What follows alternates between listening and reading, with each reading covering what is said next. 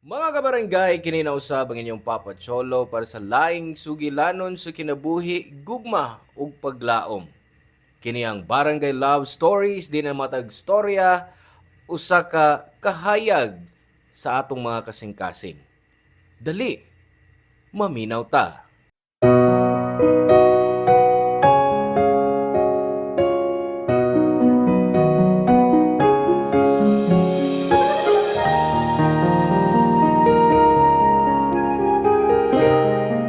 Dagan ang nangandoy nga makakita og tinuod nga gugma. Kay abi nato, anha ta magmalipayon. Pero ang tinuod, malipay ta sa kinabuhi. Bisa nag-inusara ka. Ikaw, andam ka bang isakripisyo ang imong pangandoy para sa taong imong gihigugma? Hello mga suki na mong kapuso ug kabarangay.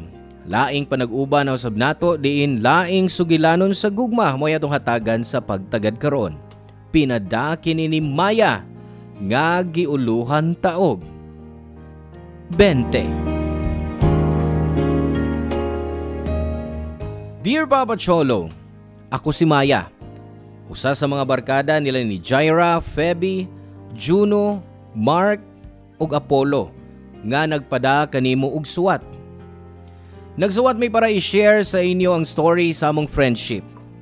35 anyos na ko ug karon nagtrabaho ko sa usa ka furniture store.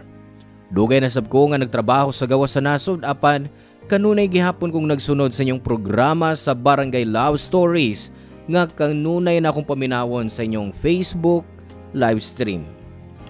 Taga-probinsya ko Papa Cholo. Ang kinabuhi nga akong nadadak-an di sayon. Labandera ang akong mama ug basurero ang akong amahan. So taas yun kayo ang akong pangandoy kay di ko gustong maglisod sa tibuok na akong kinabuhi. Maayo na lang kay dunay igagaw si mama nga may bisita sa among bahay. Kay nakadungog siya sa akong mga pangandoy ug apil na ang pagtungha ug makagraduate sa college. Moto pag-graduate na ako sa high school, ang akong tiya maoy nitabang nako para makapadayon ko sa akong pagtungha diri sa syudad sa Sugbo. Nagpuyo ko sa bahay sa iyang anak nga duol ra sa university nga akong gitunghaan kaniadto, Papa Cholo. Sila si Feby ug Jaira ang akong unang mga higala sa dihang nagtungha pa ko sa college. Makaingon ko nga swerte ko nga nakaila ko sila. Kay tungod nila, dali ra ko naka-adjust sa kinabuhi diri sa syudad. Kasagaran sa mga taga-probinsya, sama nako mauwawon gyud sa sugod kay murag di miangay sa lugar sama sa Cebu. Apan tungod sa akong mga higala nga si Feby ug Jaira, gibati nako nga managsama ang mga tawo bisan unsa pa ang ilang kahimtang sa kinabuhi. Gikuyog ko nila sa ilang mga lakaw ug ang akong paborito nga buhaton, mao ang pag-window shopping ug pag-istambay sa mall. Sila ang rason ngano nga malipayon ang akong college life hangtod nga nakahuman mi og college Papa Cholo. Sigurado ko nga pipila sa akong mga higala matingan ining bahin sa akong suwat. Kay karon pa lang nila mahibaw-an ang sikreto namo nga relasyon sa usa namo ka amigo. Way lain kundi si Mark. Kanunay siya mo text ug mutawag nako kon kay baw siya nga wa ko sa akong mga higala. O kanunay sabming mag-uban nga kamirang duha. Hangtod nga nahugmi sa sikretong relasyon, Papa Cholo.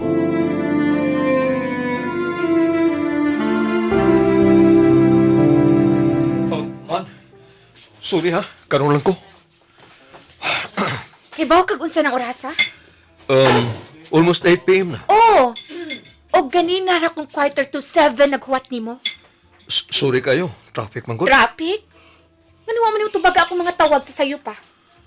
Kuan, nakasilent akong cellphone mo, wa ko kabantay na nawag ka. Mark, kapin sa kauras na ko din nagpaabot nimo. Nauwaw na ko sa waiter kay sige siya balik sa lamisa para mangutan ko unsa akong orderon. Oh, nag-order na tagandaan para sa itong pagkaon. Oh, og what if di ka mo tunga sa tong date? Di sayang ang pagkaon nga akong gi-order ug ang kwarta nga akong gibayad. Ano mo sukom ka? Yan ako, di ba?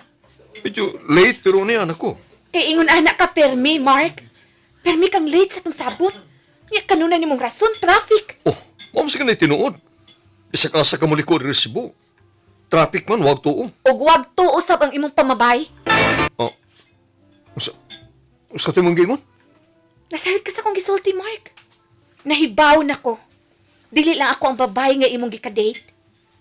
Nung dili nang kamuang ko nako ron. Wa ka malate tungod sa traffic. Na late ka kay gikan ka sa date sa lain nimong uyab. Hey. Ipasangin lang sa kunin mo? Wa ko mamasangil. Kay si Jaira mismo ni ingon nako nga bisan kinsa ko nimong babae ang imong gipormahan sa imong opisina. Ha, gusto na gani na ko siyang sultihan bahin nato. Pero nagpugong lang ko sa kong kaugalingon. Kay di ko gustong dunay makahibaw sa tong relasyon. Dawi, wala mong gutugod. Mga ka-office mate naman na akong gikabuangan. Ikabuangan o gigat-igatan. Panag sa pagganita magkauban, yung karoon masibang nung tag-away. Saan man nato kanunay nga magkita kung daghang mga babae ang kabahin ko sa imong oras? Sa tinuod lang. Kapoy na kay ko ining atong set-up, Mark. Oh, unsa may gusto mo mahitabo? Tapuson na to ato relasyon? Siguro, oh. I know nga. Dili ka sab seryoso sa kung say naa natong duha, uy.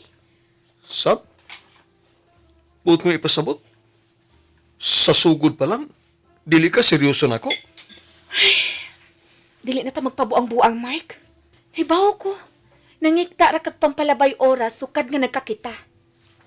Muangkon ko nga ako sab. Gimingaw ko sa feelings nga na ako'y uyab o gikauban dili lang sa date nga ingon ani, kundi sa kama. Pero nagkadugay, nagkahanap naman. So, the best thing is tapuso na nato ni. Aron di na ta mag-usik-usik sa tong oras. Ambot lang Papa Cholo, sukad nga nagkakami ni Mark, mas nakailami sa usag-usa. Nakarealize with me nga daghan kayo migdi pag sinabtanay. Trials and error lang ang among relasyon, mao nga dali ra namo kining natapos. Nasakitan man ko pero dili lawom. Kay baw ko nga parehas rami ni Mark maong wa mi maglisod pagbalik sa among panaghigalaay. Nagasuod pa gani mi pero niabot sa point nga kay baw mi nga good friendship ra ang among mahatag sa usag-usa. And in the end, nag-decide mi nga di na lang ipahibaw sa among barkada ang among relasyon. Papa Cholo, paglabay sa 5 ka tuig, nakaila nako si Andrew nga nagtrabaho dool sa department store nga akong gitrabahuan. Kanunay nako siyang makitaan nga magpahiyom nako. Gwapo siya, taas og maskulado. Nadanidayon ko niya. Mao to sa dihang nag-uban mi sa jeep pauli. Sa way pagduha-duha, mihatag ko sa akong ngan og cellphone number pagpangutanan niya nako. Dagan kay siya text nako hangtod nga nagkauyab mi. Wa madugay, si Andrew nahimo na akong uyab.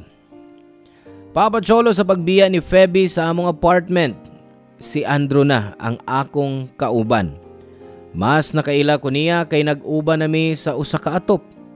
Makaingon ko nga swerte gyud ko nga nahimo nako siyang uyab kay naa niya ang kinaiya nga gusto nako sa usa ka laki nga minyuan. Pero syempre Papa Cholo, di man kanunay malipayo ng usa ka relasyon. Kitang tanan moagi og mga pagsuway og nahitabo sab na nako dihang na-stroke ang akong papa og na ospital.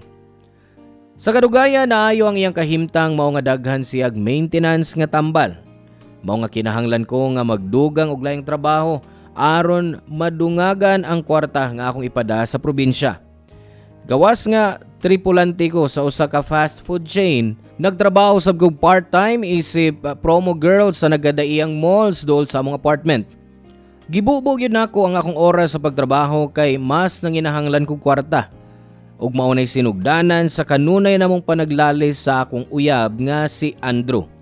Kay permi ko niya ingnon nga wa na kuno ko'y time niya ug sa among relasyon.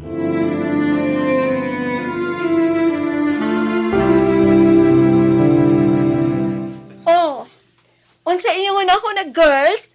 Hain sa mga wedding gown nga akong gisukod ang bagay nako. Sa akong tanaw, katong ikaduha ni mong gisukod, bet ko to. Tinuod, Di ba karaan na kaayong style adto? Dili, uy! Nindot kay haom gyud sa imong lawas. Labi na sa imong kasexy. Amiga kita na, kay kahibaw yung kang ulo-ulo na ko. Oy, nagsulti ko sa tinuod, no?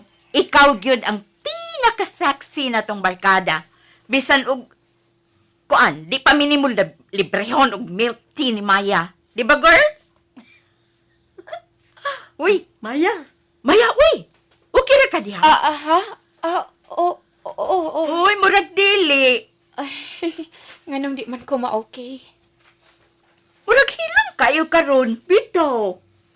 Nahurutan ni Jaira ang milk tea nga akong gipalit, pero ang imuho, paggali ka katunga. Usap pa, nangutana ko kung asa sa mga wedding gown ang akong gisukod ka ganina na sa imong hunahuna ang mas bagay na ko. Huwag yung ka comment. Ay, sorry. May kiunahuna lang ko. May tungod ba na sa trabaho?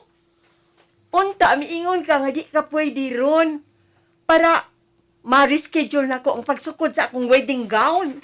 Naka-off man gud ko sa akong duha ka trabaho ron. Maong okay rang kuyugan ta mo sa lakaw ron. Unsa di mo gihuna-una? Murag dili na mo feel da nga kaoban ka na mo ron? Ay, wala. Di ra kaayo importante, oy. Dili importante. O di lang yung kagusto nga i-share namo ni Jaira ang about na pag ni Andro, no? Ang tinuod. Kanunay namin mag-away ni Andrew ni milabay mga simana. Unsa may inyong giawayan? Maura gyapon sa una. Maglagot siya kay wala ko'y time niya. Kanunay kuno kung naas trabaho. Kung na ako sabay, matuog ra permi. Naglagot siya kay di namin magdungan og kaon sa lamisa. Bisag kape lang, di ko niya ikauban. Kay bawo siyang duhay imong trabaho ron, di ba? Oo. Kikinalan na kung dublehon ang racket ron. Parang sa galastuhan nga to sa probinsya. Actually, Maya, nagitsab na ako ang punto ni Andrew. Muabit ang nag-ipon na mo sa kabay para pirmi mo mag-uban, pero di na niya ma-feel kay naaka sa work most of the time. Why choice si Maya, no? Kinahanglang buhaton na niya para sa iyang pamilya sa probensya. Kung gusto, may paraan. Pag ayaw, maraming dahilan, Jaira. Bisag 5 to 10 minutes lang nga pa nag-isuryahan kada adlaw. Mahimo na ni Maya kang Andrew. Lahi isa pang feeling kung ma-feel ni mo nga naay imong partner. Kanang mag-effort ka ba, tagaan siya og time, bisag kadiyot lang. Mauto, nakasabot-sab ko sa side ni Andrew. Ay, ang ako lang ba? Mas masabtan unta ni Andrew ang sitwasyon sa atong amiga ron. Dili sa'yo na mahimong breadwinner, no? Mong dili gyud unta siya angay magdemanding kang Maya. Papa Cholo, abi na ko sa una, masulbad na namo ni Andrew ang tanan bahin namong duha. Tingali ang among mga argumento og di pagsinabtanay, usa lamang ka pagsuway. Basin mabot ang adlaw nga mas magkasinabot pa mi og malamdagan pa namo ang mga isyu sa among relasyon. Ambot lang kay sa paglabay sa panahon, mas misamot ang panaglalis namong duha. Kung di mi magtagad sa apartment, mag-away ming duha. Ug ang kanunay nga isyu ni Andrew, mao ang panahon nga di na ako mahatag kaniya o sa among relasyon. Ang iyang gusto, sa iyaha magtuyok ang akong kalibutan nga di pwede kay dako pa kog responsibilidad sa akong pamilya. Wa siya maguna-una ni ana kay di pa man siya breadwinner sa pamilya sama nako. Sa katapusan, Papa Cholo, ang maong relasyon ni Andrew natapos rasab. Suffocated kay ko og struggling niya.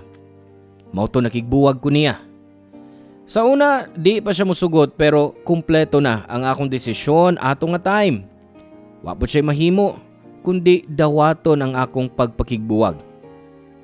Para makamove on dayon ko, mibiya ming duha sa maong apartment ug nipuyo ko sa mas gamay ug barato nga abangan. Nagtuo ko nga paspas ang akong proseso sa pag-move on. Pero di ay. Kay pila pa lang kasimana, gibati na dayon nako nga gimingaw na kay kukang Andrew. I don't realize nga tinuod di ay ang giingon sa uban nga mahibaw-an nimo ang importansya sa usa ka tawo kung wa na nimo. Kay murag mas gimahal nako si Andrew sukad sa among panagbuwag. Ug kay naglisod man ko atong panahona, nangayo kog tambag sa akong mga barkada.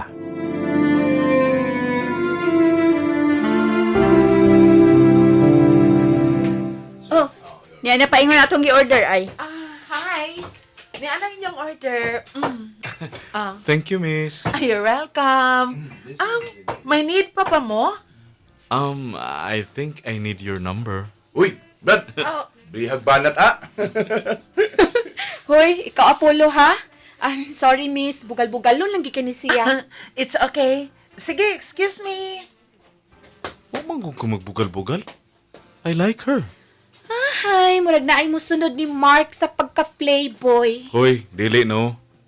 One woman man taon ko. Uy, pwede ba? Dili issue ni mo, Brad, ang atong gianhi. Kung dili, kang Maya. So, what's the tea? Marag problema sa gugma, da? Medyo. Murag uso kayas atong barkada ang problema sa gugma, no? Okay. Bisan unsay gusto nimong isulti, maminaw mi. Mao lagi ni. Di ba? Hibaw gyud mo nga na ako'y duha ka trabaho ron. Kinahanglan akong buhaton na kay akong pamilya sa probinsya, daghan na kay gasto. Okay na ron si Papa sukad siya ma-stroke, pero daghan siya tambal kinahanglan niyang imnon kada adlaw. Ug dili gyud lalim ang presyo sa maong mga tambal. Bawo ko, anak, kay na-stroke sa bayang akong tiya. O nga, daga na siya giinom nga mga tambal. Dako gito og gasto. Oh, di ba? Paglagot lang ko kay di kasabot si Andrew ana. Pero may mag-away. Since di man siya breadwinner, pareha na ako. Mao na hinungdan nga nakigbuwag ka niya? Oo. Kaya mara, di naklaro ang tanan para namo eh. Kung naami sa apartment, away lalis. Imbis nga mag-relax ko uban niya, mas stress na hinuon ko. Pero, na-relax ka human sa inyo panagbuwag. Sa una, makaingon ko nga medyo. Kay wa na'y away. Kung mag-overtime ko. Wa na si Andrew nga mag-demand sa kong oras. Wa na si Andrew nga makigbahin sa kong atensyon. So, unsa may problema kung okay naman ka nga nagbuwag na mo? Sa tinuod lang, gimingaw na ko niya. Yang pag-atiman na ako, yang mga gakos, yang tingog. Basta gimingaw ko. Lovable ni mo siya? Yes! Kinahanglan lang yun ako siyang buwakan kay dili na healthy among relasyon. Mga adlaw nga magkauban mi sa usa ka bay na himong bugat kay alang namo. Nya, kay bawo ko nga unfair ko niya. Kay, so ako pili ang nga mahimong breadwinner sa among pamilya. Maglisod di kong bahin sa kong oras. Karong panahon na, doon natin mga kaugaling ng mga priorities sa kinabuhi. And you should know unsa ang dapat imong unahon para dili ka maglisod. Pero, sa ba nga nakigbuwag ko niya, bisag love pa na ako siya? Why sayop nga desisyon basta gibarugan lang nimo. Kay bawo ko nga lisod gyud ang imong sitwasyon ron. Pero pili kung kinsa sa imong hunahuna ang angay nimong unahon. O kinsa ang tao nga angay nimong buhian bisan temporaryo lang kay kinahanglan nga gaan ang imong baggage. Sobra kabugat ang imong gipas-an karon. Hunahunaa lang. Gibuhat nimo kining tanan dili lang para sa imong pamilya, kundili para pod sa imong kaugalingon, Maya. Papa Cholo, bisag lisod, nagsugod kog move forward og kalimtan ang tanan sa among relasyon ni Andrew. Nag-focus lang ko sa pagtrabaho og pagtabang sa akong pamilya. Gipili na ko sila kay di na ko sila buhian. Wa magdugay, nakadawat kog trabaho sa Singapore. Na ako'y igagaw nga nagtrabaho dito og niingon siya nga tabangan ko niya. Sa unawa sa hunahuna nga mahimong OFW. Pero nakahuna-huna sab ko nga daghang rason para di na ko palabyon ang maong kahigayunan sa trabaho. Di lang para sa akong pamilya kundi para sa akong kaugalingon. So in the end, I decided nga dawaton ang trabaho nga gitanyag sa akong igagaw nako. Grabe sad og bugat para nako. Di lang tungod sa akong pamilya nga di na nako makita sa dugay nga panahon, kundi tungod usab sa akong mga higala nga halos pamilya na nako. Papa Cholo, mularga na unta ko sa nasod dihang giimbitar ni Juno ang barkada nga magkita mi sa Valentine's Day. Pagabot na ko didto, giandam ni Juno ang mahitungod sa time capsule diin among ibutang ang mga butang nga nagsimbolo sa kahimtang sa among kinabuhi niadtong panahona. Samtang nagpatinaw si Juno ni Ana, naghilom lang ko samtang naghuna-huna kung unsay akong ibutang didto. Gikuot ko ang akong bulsa. Giablihan ang akong bag o gitan-aw ang sud sa akong pitaka. Wa na ako makita ang butang nga gusto na akong ibutang sa time capsule, Papa Cholo.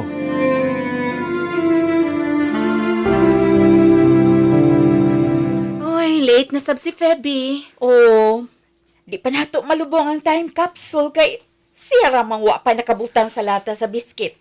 Matod pa niya, di ulang kuno siya. Ay da, wa pa man mumaanad atong bayhana. Hinang kay tuglihok. Ay, gigutom na gyud ko eh. Pero nindot gyud ang imong hunahuna da Juno. Pagbutang og mga butang sa time capsule nga mahimo natong tan-awon og hisgutan after 10 years. Unsa kay mahitabo nato no after 10 years? Excited ko o gikulbaan. Kaya syempre, dagang mahitabo after this day. Nindot gyud balikod ang mga butang nga abi nato dili kaayo importante para nato. O kada mga butang ba nga abi nato dili nato kayang buhian, biyaan. Pero makaya rin nato. Kay part of life is letting go para maka-move forward ta. Wow! Love na kayo na imong ipanulti, Juno. Maog yun. Pero lain may ato, Maya. Ganun nagbutang magkag 20 pesos sa time capsule. Sa tinuod lang, wa gyud ko'y lawom nga rason, ana. Pero nganong imo man nagibutang? O gusto nimong balikon ni human sa pipila ka tuig? Ang tinuod, sadyang nangita kog butang sa akong bag nga ibutang sa time capsule. Nakita na ako nga mao na lang daay nang nahibilin sa akong pitaka. 20 pesos. May gani na si Apollo nga nagdagsakyanan. May kasakyan ko ipamauli. Uy, kung kanang 20 pesos na lang ang nasa imong pitaka, ngano gibutang pa man mo sa time capsule? Wa lang. Kay gusto na ako balikan ng adlaw. Diin nga murag, nagsunod-sunog abot na ako ang mga pagsuway. Ang stroke ni Papa, ang kakulian na mo sa kwarta, nya, nagbuwag pa mi ni Andrew. Gusto na kong hinumduman ng hikayon nga bisag unsa kalisod ang kinabuhi. Nabuntog na ko ang tanan. Nakasurvive gihapon ko, og wa ko ni give up. Og bisag lisod, mas pilion akong magpalayo dili lang para sa akong pamilya, kundi para sa akong kaugalingon. Wait. Unsay buot mo pasabot nga mas pilion nimo magpalayo? Ang tinuod, guys. Hapit na kumularga sa Singapore. Kay okay na akong papilis. OMG! Nagpasabot ba ka na nga mo abroad ka, ha? Ay, oo. Yes. Pero ako ni buhata para makamove on dayon ko ni Andrew. Buhato na ako ni. Kay gusto na ako matuman ang akong damgo. Aron mahatagan og maayong kinabuhi ang akong pamilya sa probinsya. Uy, makasad man sab kaayo, uy. Dugay-dugay di atang dili magkita ini. Oh, medyo kay pila ka tuig sab ang kontrata dito. Pero pwede ta mag-video call kung naay time, di ba? Pero lahi ra gyapon oy kung magkuyo kita magbarkada. Pasagdi news Maya siyang gusto, uy. Subo man, pero dapat malipay gyapon ta para niya. Kay lagi, mao man na ang damgo nga gusto niya para siyang kaugalingon. Busa, congrats Maya. Bisod gyud ang mahimong OFW pero kay baw ko, kaya na nimo. Si Maya pa ba? Mago niya pinakaastig sa barkada. Why dili niya kaya para sa iyang pamilya? Congratulations, Maya. I'm happy for you. And I'm sure malipay sab ang tibok barkada unya kahibaw nila. Kay sama sa giingon ni Apollo, mao ni ang imong gipaabot aron matuman ang imong mga damko. Salamat, guys, ha? Sama ni, oy, makahilak man dayon ko. Basta ha, magtawagan na gihapon ta ninyo. Mingawon kay ko ninyo.